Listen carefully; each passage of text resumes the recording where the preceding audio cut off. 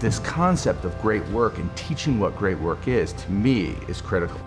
Before the work, like the revenue department of the whole entire race could end up like, in a parking lot. Actually, one time in Chicago, we ended up like clear around the beach. Success both within the employees and their job satisfaction, them being able to make a difference, and all of that is going to translate to the bottom line, whether it's cost savings or revenue increases.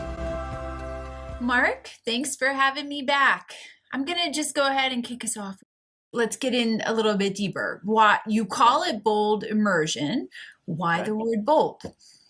I force an acronym on it because if you look up the definition of bold, you'll see all the same synonyms that I'm about to say. It's just that they're hard to remember. So I use powerful synonyms that actually work with BOLD so that I can remember how to talk about the elements of the word bold.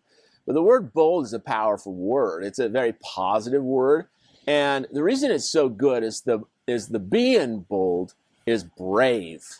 Like if you're just doing the same thing every day and you don't dare to do more or do better, that happens all the time, or you don't feel like it, then you're just not being brave. And so brave is part of what bold is for sure. Now, O has a lot of great words associated with it. I usually choose to talk about outstanding because that's literally what bold means. Like you have all these things on a piece of paper, you can think about a page of text. And if you highlight with bold, if you bold a word, it's literally standing out from the rest of the text. But it's also can mean original, which is also a great synonym. I barely took second on the O. And then the L, there's a lot of synonyms for this, and this is a little slangy, but I think it fits best with the L and what the word actually means if you look it up in its history. And L stands for lit. Like if you highlight the bolded word on a sheet of paper, you're literally lighting it up with a bright green or bright yellow color, and it's lit. And yet that slang version of lit is so valuable here too. Like the energy that bold gives you, that's part of the definition is you're brave, you're outstanding, or you're original, and you're lit. You're just excited, and this is bold.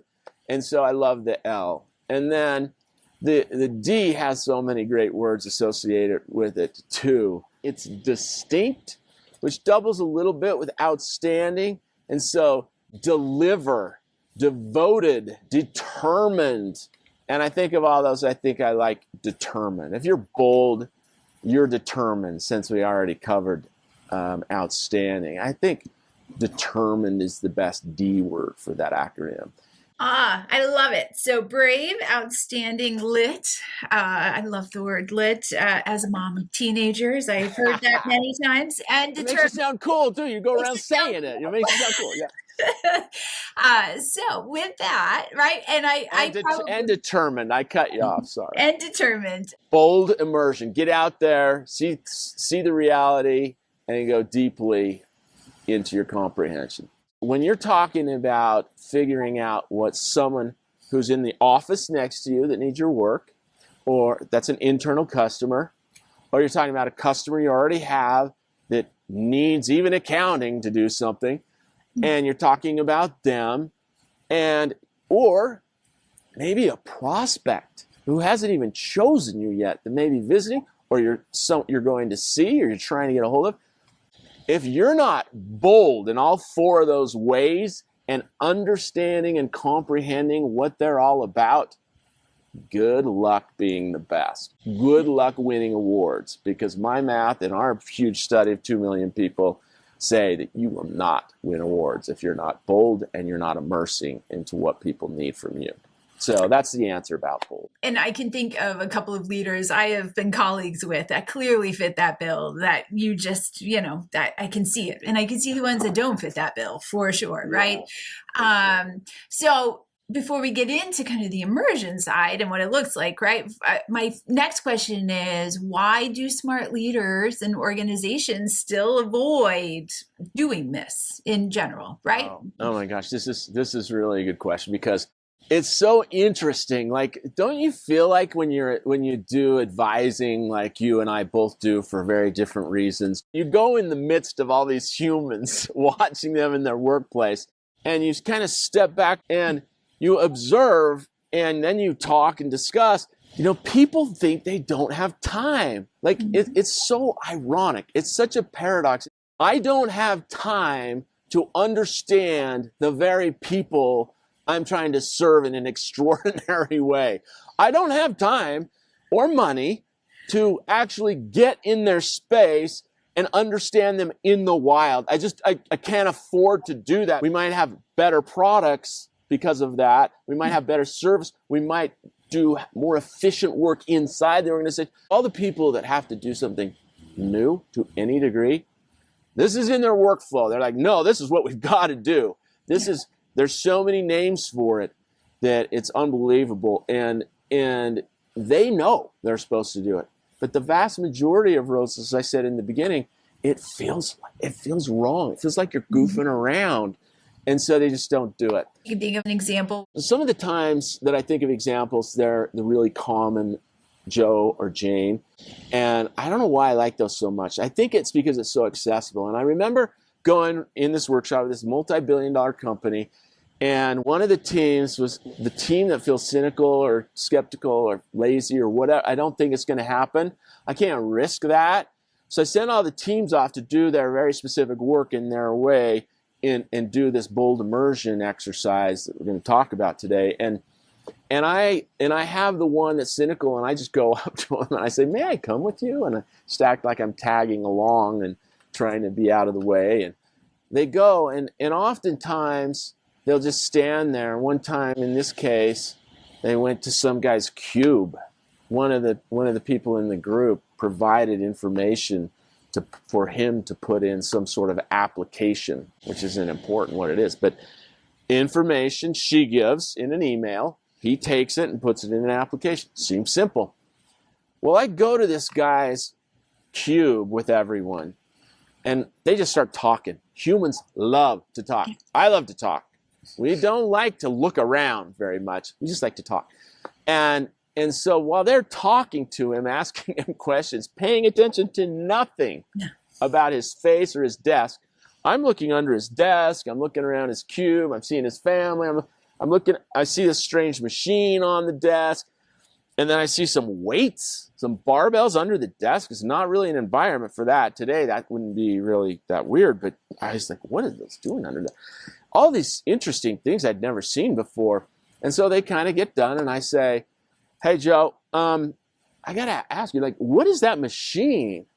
And he goes, oh, this is a medicine. This is a medical machine. It times this steam that I need to breathe in.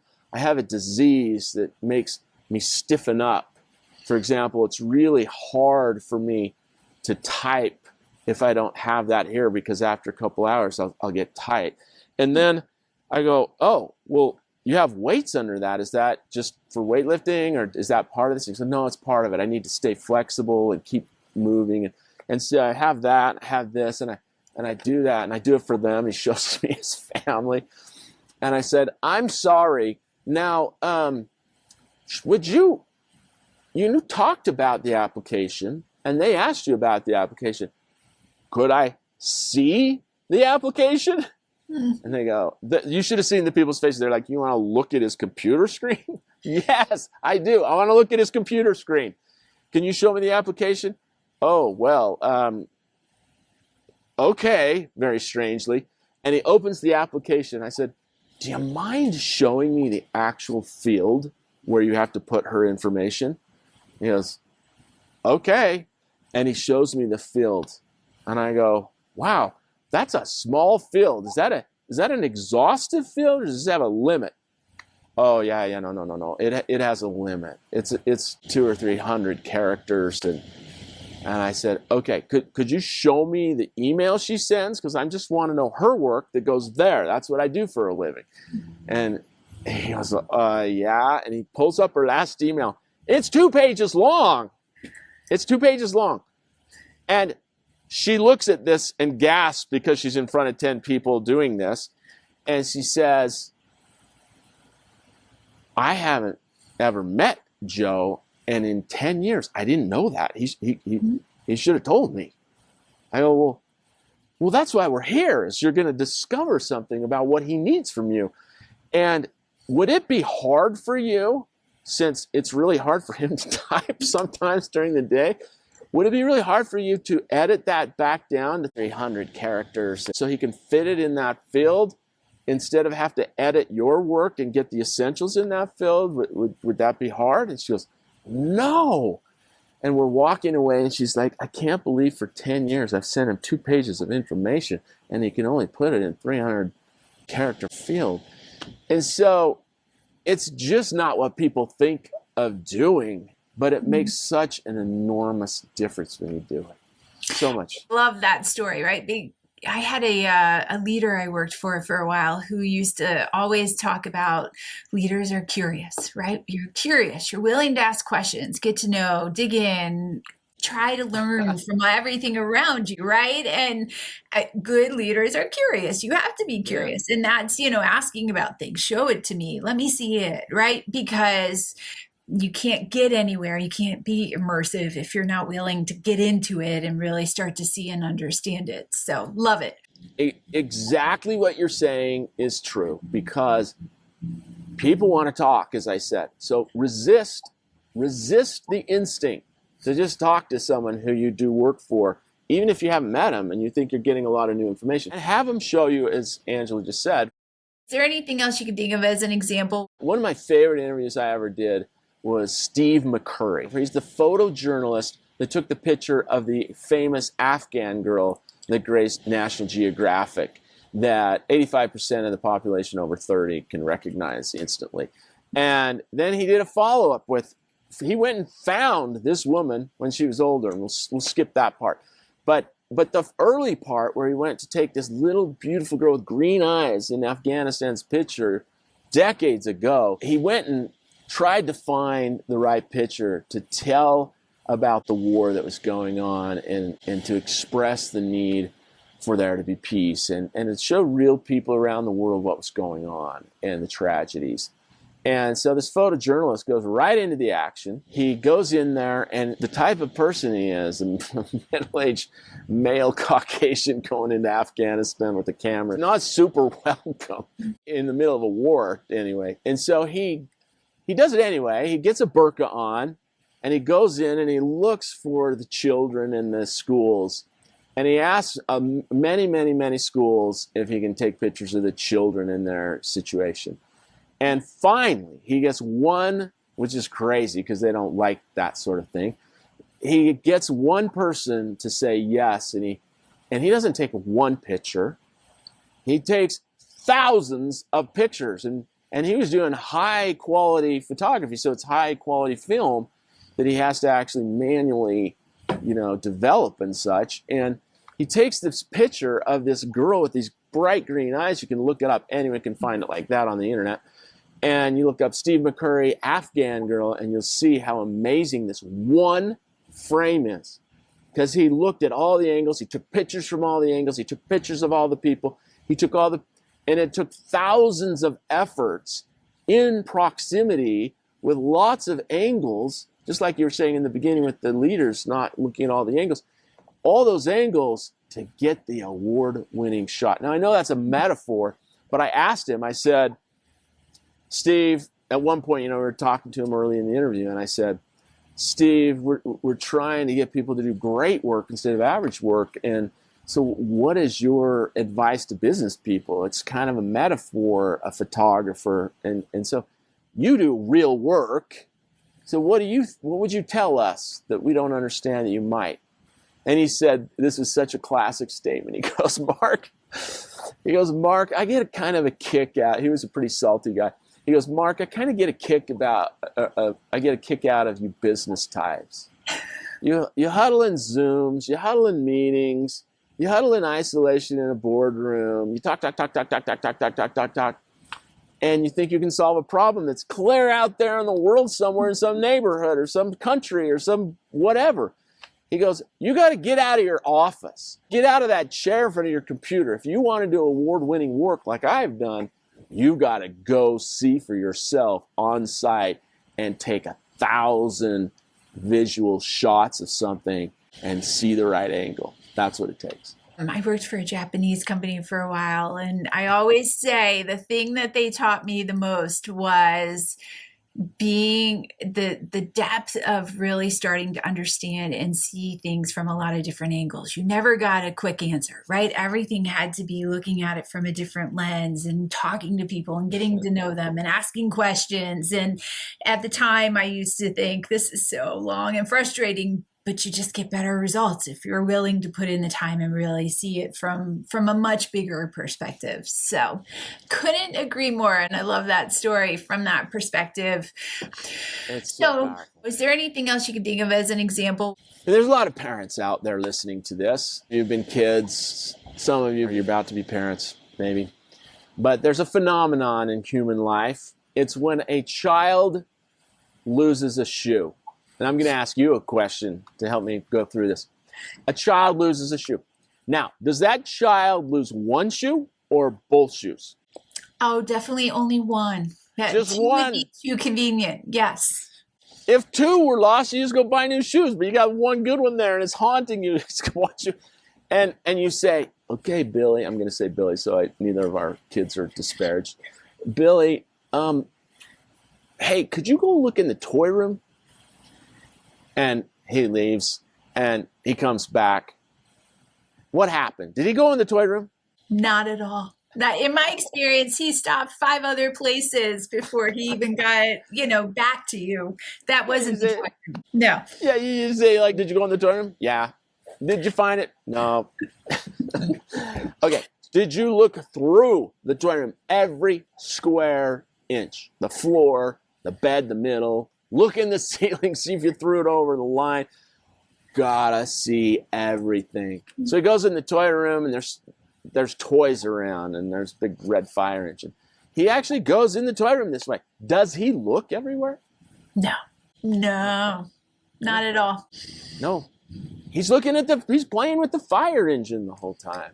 I get enthusiastic about this because I've lived this very exercise with grown-ups. I've lived thousands of times in workshops and such. And I got to tell you that adults do the exact same thing. Like bold immersion. Understand the customer. Understand your coworker. Understand the prospect.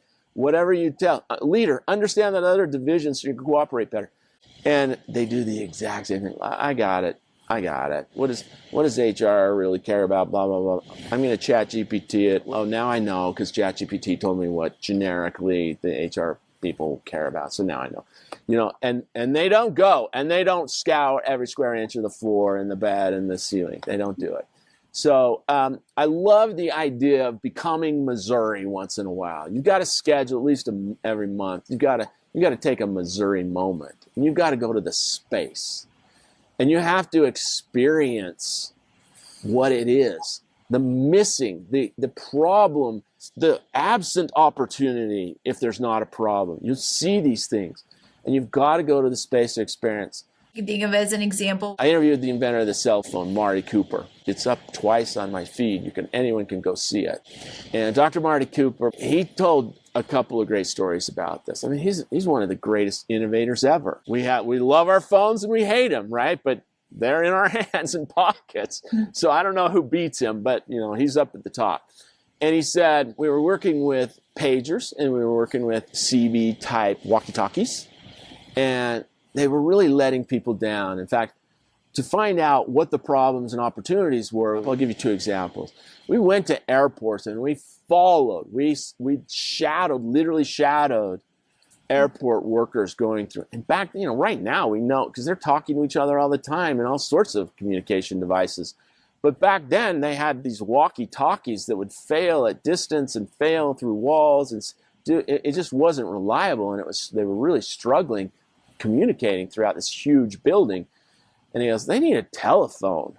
They need something that actually works all the time. And then they followed, when he got on this team, they followed around these HVAC workers, and they went in their vans. Marty went in their vans with them. It was so humorous to him because they had to go clear down in the house be shown by the owner the basement and find something and work on it, and then discover there's a part missing. And then they had to come see if the part was there. They couldn't call their partner. They had to run up and say, is it here? And then they'd go take it down, and the partner's like, well, he's getting late. And then the partner would have to, and there was this comical thing where these two partners were running in and out of the house all the time. And even the individuals were running even twice as often to see and figure things out. And they couldn't call to the headquarters and see if the part was available. It was all sorts of mess. And he thought, they need a phone. Instead of it being a phone that's tethered to something like a car, we don't need a car phone. He skipped the car phone on his project. That's how he won. And he said, we need a phone that will be on their person because they need to get to the space of the problem. And I needed to see that by going to the space of their problem to see what really should be instead of a car phone. I wouldn't have thought of that. I wouldn't have known to skip the car phone. And yet he did go to the space of the problem and get a bold immersion. And we have cell phones because of that very exercise. So that's what it actually looks like as you go there. Love that story. I can see it. You said something about show me earlier, and it reminded me of the famous quote about all this. There's this guy named Willard Vanderveer, and he's a Missourian, and he says, frothy eloquence neither convinces nor satisfies me. I am from Missouri. I am from Missouri. You've got to show me. And that's why they're the show me state.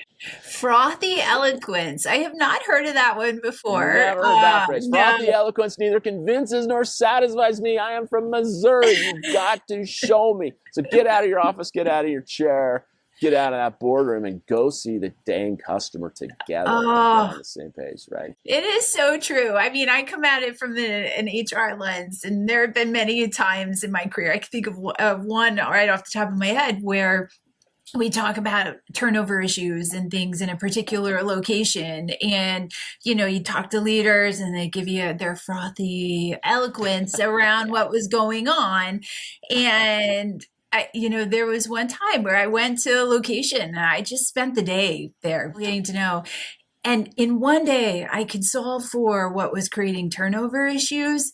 And it was just being there. Not that I'm the smartest person in the room, right? Not that I had some insight that nobody else had that came out of left field, but I was willing to be there and watch it and talk to people and be curious that their own leaders would show up for an hour, try and get, some idea of what's going on and walk away. You're not going to get it in the hour. You got to immerse it, right? And so I'm completely with you on that. Yeah.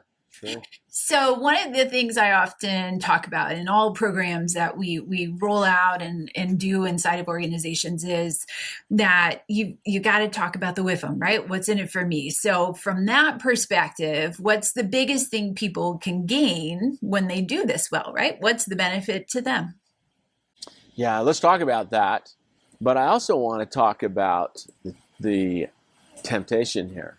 So businesses and leaders love to think money first. Mm-hmm. And yet there is an enormous body of very careful investigation, including ours, that show you have to always, number one, absolutely and specifically and precisely meet the needs of the people that you're in business to serve in an extraordinary way for better outcomes, more money, and passionate work.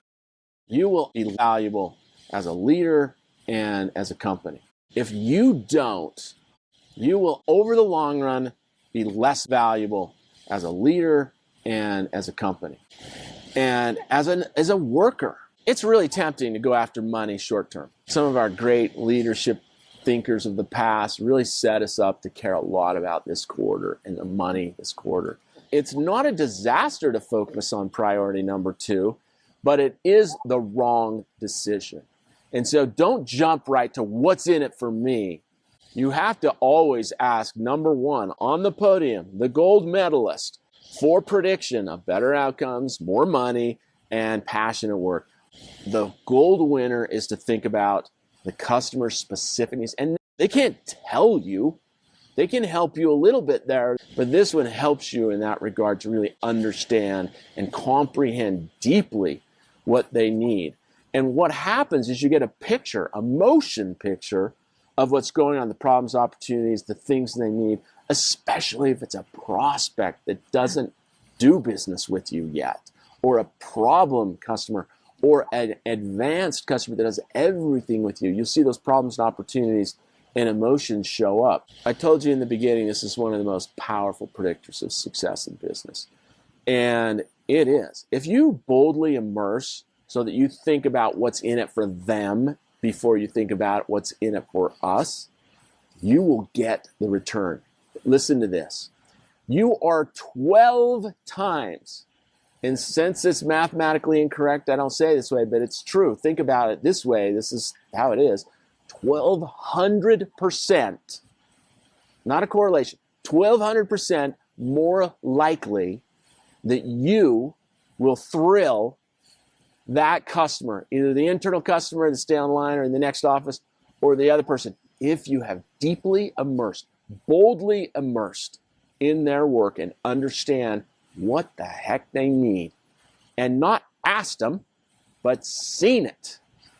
No eloquence, see. And you go see it. 1,200% more likely to get them thrilled about what you've done. Think about that. So that's what you get out of it. And so then the follow on is, okay, we took care of number one, the gold medal on the podium. Does thrilling customers result in money for the quarter? Yeah, at some point. So it's a really powerful. I get really enthusiastic about this tactic because I've literally watched it work so many times. It's so powerful and so unusual. I can see it. There is one other statistic. Do you want to hear the other statistic that's selfish? I will take another. As somebody who started a career in numbers, I love statistics. You like it? Okay, let's go to this one's even more powerful, and it is selfish. It is the second and the third, and this one is directly about the third place, the bronze. I've helped work at the Olympic tryouts up in Eugene, Oregon, the track tryouts. And I watched hundreds of people not even make it on that track because they weren't fast enough. And then hundreds of people sit there and 50 compete for 3 spots. If you think that I'm degrading third place, you're wrong. Third place, a medal position, is valuable. And the third place predictor of success in business is that you have passion about it. It's not the first. A lot of people want to make it the first. The other person's first. The money's second, so you can help more people. And then the two of those collide and heighten your natural passion for what you're doing. If you don't have any, it might give you a passion for what you're doing. Now listen to this statistic. If you compare people that have done bold immersion, gone on site, gone to the space of the problem, experienced and watched and shadowed prospects, clients, etc., and you compare them with the ones that stay in the office and sit at the chairs and talk and write and type, guess what? The people that have gone and done bold immersion are 17 times, 1,700% more likely to be passionate about their job and their work. I love that. So if you want engagement, don't throw a party with hot dogs. Don't get a ping pong table. Get your workers into the space of the problem and have them be part of it. Something happens human when you do that. When you do that, an emotion happens where you have to say, well, that's wrong and we've got to fix it. And that doesn't happen intellectually back at the office. It's just all academic back at the office. When you're with them and you see the human and you see what happens, you have to take care of it. I love that. And it's so powerful back at the office too. When you come back to the office, I would love another example. Okay. And as you talk passion, I'm going back to your word lit. I think this is where you become lit. This is number one. I get super excited about this one. It's so unusual. An example. Okay, so I go years ago. I know Ragnar's still a race company and they still do races. Decades ago when they're really ramping up and their CFO told me that this made a huge difference. But there's a couple of instances that really helped. The person that was in charge of the huge, they have 36 stops where they're trying to sell merchandise and put tents with merchandise and stuff to support their revenue. And they were putting them in very odd places. And I forced them through this exercise where they went and stepped back and looked through their lens in the spirit of improvement. And they changed how they merchandise. They changed where the tents go. And no longer in Chicago was it clear over there where it was convenient. It was right where it should be to sell the most and to help people get what they want. Here at Ragnar, we're a healthy group of people that are active and have come together to provide these high-spirited events where people can come together and accomplish something big in a team environment for all levels. And our vision is to take this and spread it to the world. This company is growing so fast, right? And there's so many challenges. And if you've seen our events, they're so complex. And if any one person doesn't do great work along the way, the whole thing starts to crumble. And so this concept of great work and teaching what great work is, to me, is critical.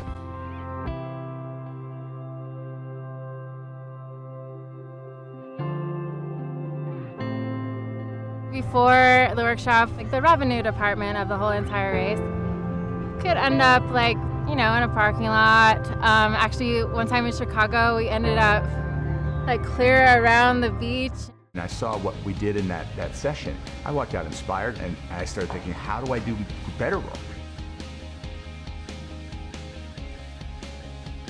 One of the things that I think is great about it really allowed us to really deliver the difference.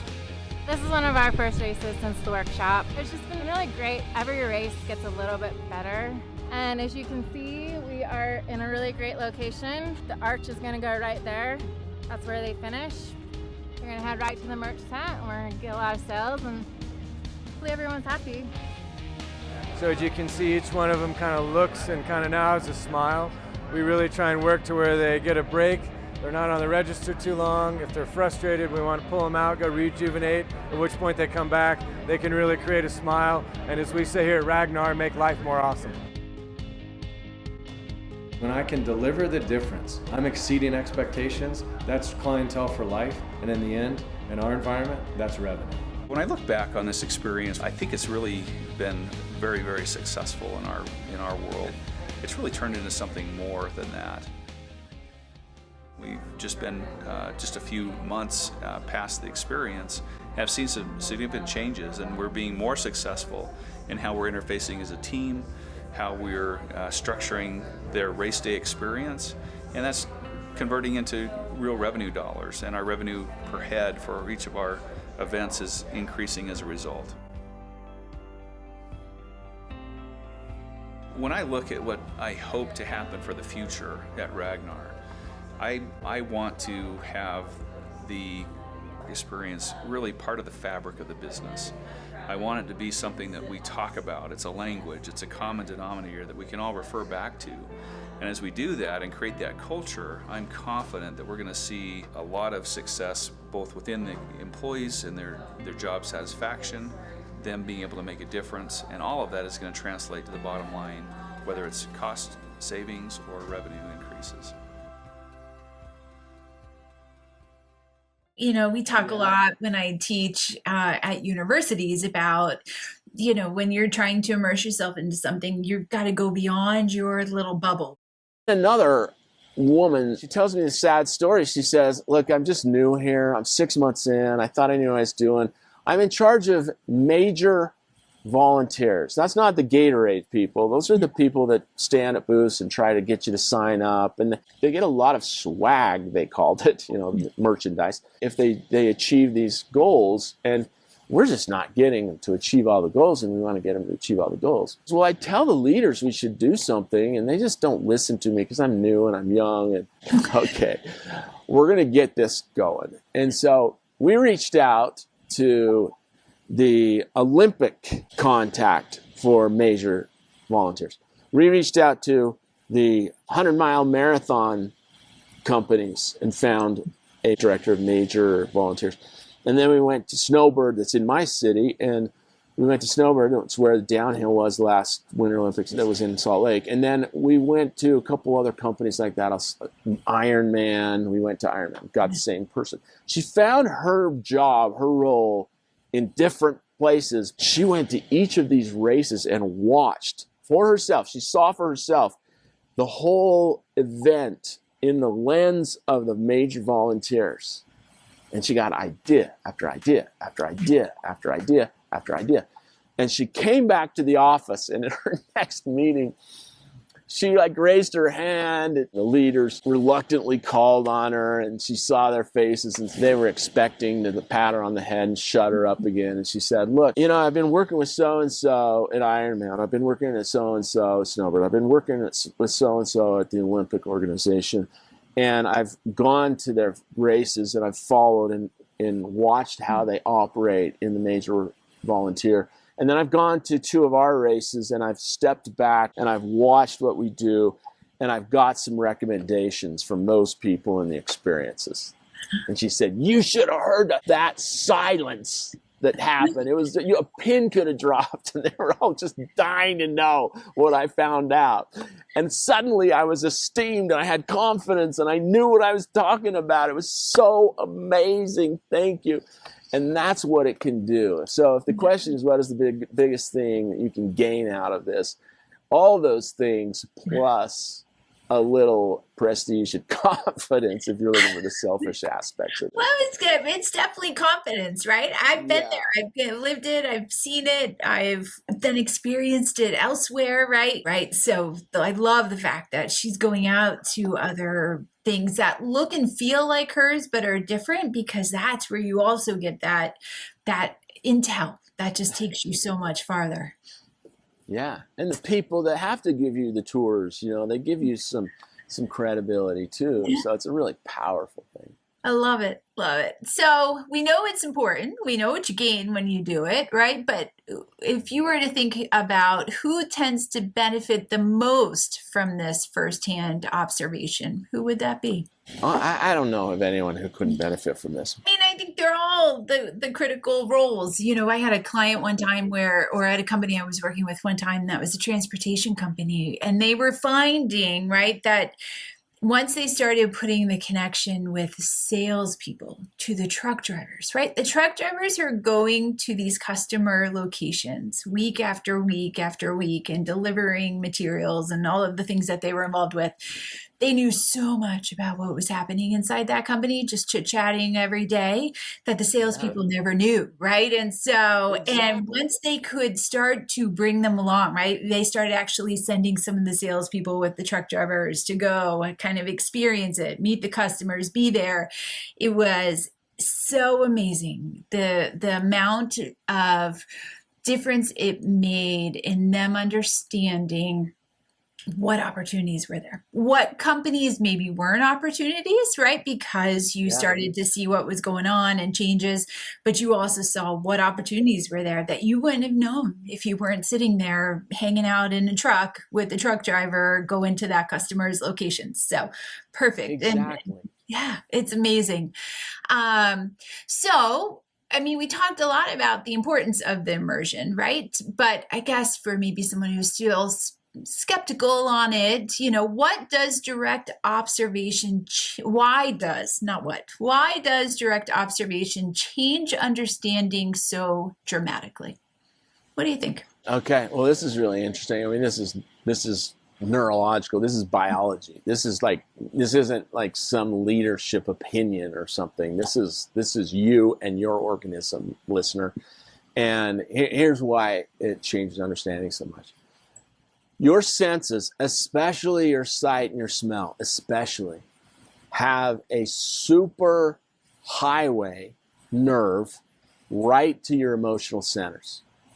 And then the normal one that goes to your intellectual centers.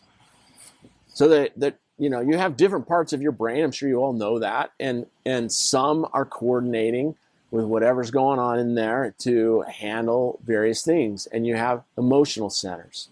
and you have intellectual, and the intellectual, the most powerful inside up here, it's a Band-Aid sized thing right behind your skull, prefrontal cortex, and the emotions all over, but it's all, most, really managed in the amygdala and other places way back. It's not right up here.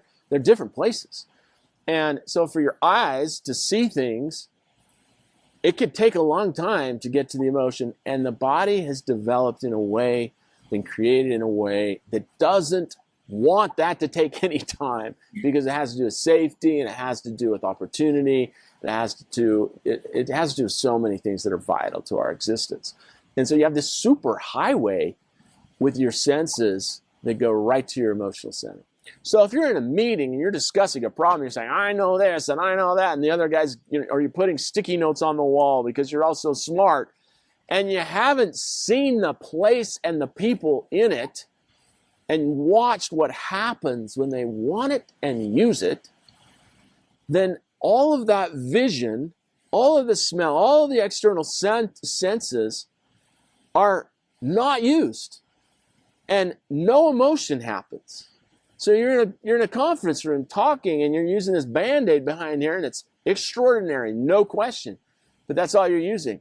And you're giving up half the opportunity by delivering the reality, the context, the experience in life of understanding this. And like I said earlier, it fires up something inside you, and you get a fuller comprehension with not just the intellectual understanding of information, but the experiential, full developed comprehension of experience. So that's why it's so dramatic. Think of as an example. I'm sure you all have used Febreze in your house. I don't know if you know this, Angela and the listener, but they failed to launch Febreze. It was this miraculous accidental discovery in the lab that was for something entirely different, and the two molecules got together in a way that they absorbed or attached or something, a smell particle or molecule. I'm not a chemist, so I can't explain it right. But it was a miracle that it worked so well. It worked 100% better than the current ways that we were trying to stamp out smells. And it's not perfect, but it's much better than it was. And so they launched it so you can put it in your cat litter, you can spray things that are dirty in the bathroom and all that stuff, and you spray it everywhere. And no one liked it because it was all over the place and smelling. And so what did they do? They did this.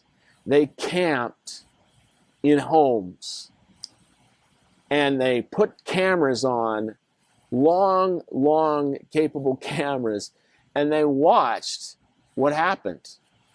And then they took the film home after weeks of doing this, and they watched every minute of the film over and over, these marketing people. And one, just like Steve McCurry in the one shot he got, one frame, set of frames, showed this woman had already cleaned her house, hadn't used it anywhere else. She had already cleaned her house, and she comes in and she does this spray in the living room, like she's putting a cherry on top of a sundae or something. Like, oh, this is my signature that I'm done, and it's clean and it smells clean. And they changed the whole advertising campaign, and the rest is history. It's on every shelf in every store in every state of America and the world. And it's because they went there, camped out, and watched, and then rewatched, and watched and rewatched. The second fun story is an old one too. We all go around, we see these strollers. They look like Suburbans, right? They're like enormous strollers. Well, they weren't always enormous. They used to be these little tiny fold-up things that people wanted to have small, at least the makers thought. People like Evenflow. I heard this story from Diego Rodriguez, that used to work at an innovation company. He now works at Intuit. But he was really bright. I loved hearing him tell the story. And he said, Evenflow came to us, and they wanted to reinvent the stroller. And so we sat in a big meeting with them, and they started telling us all their ideas. Blah, blah, blah, blah. Meeting, talk. And finally, Diego said to him, yeah, those are really great ideas. We're going to evaluate all of those. And yet, the way we work is we're going to need some time. We're going to go to parks and we're going to watch strollers get used. And then we'll reconvene and we'll talk about these ideas. And guess what they saw? They went to parks and they saw these mothers and fathers dropping things and not being able to handle the stroller because it's so hard to fold and get unfolded. And then they put the baby in, and the baby's dropping all the toys because there's no tray, and there was never a tray. And they never had it anywhere that was attached. And then they were carrying their bags because there's nowhere to put their bags in these little flimsy fold-up strollers. So it needed somewhere to put your bags, like underneath the baby. And they even saw mothers putting grocery bags full of groceries on top of the baby because they had nowhere else to put the groceries. So there was a need there. And so what came back? Bigger wheels so they don't trip on the curves and the seams. Storage underneath. One hand fold up, theoretically. And all the trays. I'm not sure about that one hand fold up. Yeah. That one's iffy. But at least it was better. It's much easier.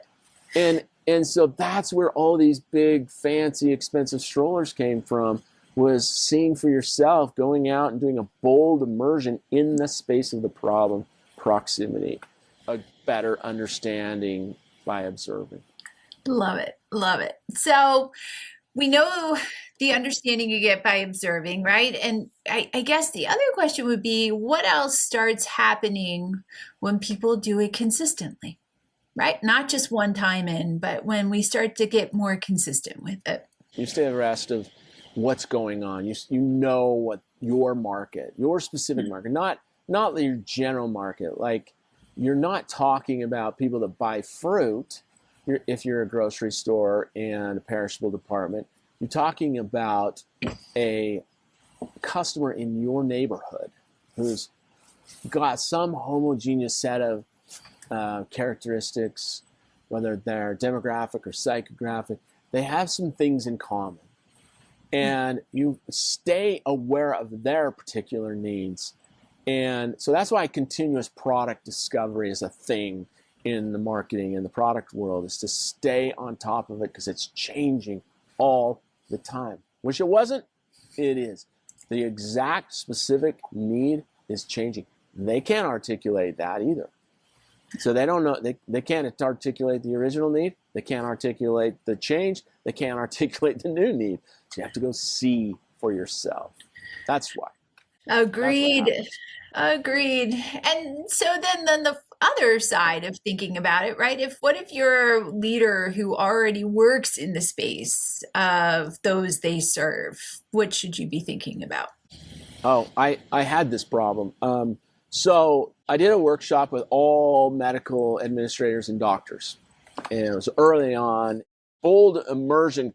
They liked it so much they wanted me to come back, and they said, we need our ER doctors to take this. And I started thinking about it, and I went, uh-oh, they spend all their time in the ER. They are there with customers in their face. And I got really anxious because that was so early and I hadn't run into this yet. There was one that had spent some time, I was really good friends with the people in ERs, and he goes, no, don't be scared. You got this so right. Let me tell you a story. And so he turned me on to Dr. Todd Allen. Let me tell you why he's the answer to this question. Because about 7 years ago, I almost died of a spine infection and I got sepsis. So I interviewed him, and I'm going to actually include him in this. Join us for part 3, where we take unexpected turns, then part 4 with detailed instructions, actual examples, and your premium action plan for the week. It's on boldencounters.tv, on Spotify, or on Apple Podcasts, or even on YouTube and every other major podcast app. I want to give you a chance to introduce your information. Angela, the CEO of her own firm, Windward HCM. She is an expert HR advisor and consultant and coach of leaders. You can reach me at Windward HCM, which stands for humancapitalmanagement.com/podcast. You will find all my information. You can connect to me on LinkedIn from that site. Join us for part 3 right now.